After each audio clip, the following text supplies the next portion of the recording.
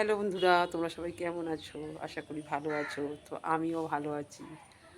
তো আমাদের এখানে দেখো উঠোনে প্রচুর জল জমেছে। তো দেখো কী অবস্থা, তোমাদের দেখাচ্ছি, দাঁড়াও।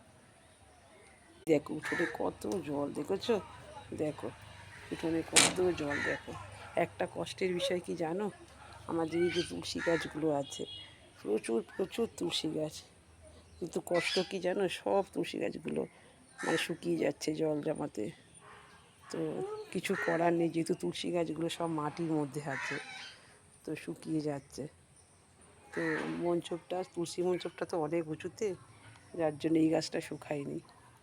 তো কিছু করার নেই, এই জলের ভিতরেই মানে জল নিয়ে আমাদেরকে থাকতে হবে। বর্ষাকালটা আমাদের এখানে প্রচুর কষ্ট। তো কিছু বলার নেই। তো এখনও তো বৃষ্টি হয়নি, আরও বৃষ্টি হলে আরও প্রচুর জল ওঠে। টাটা, এরপরের ভিডিওতে আবার দেখা হচ্ছে।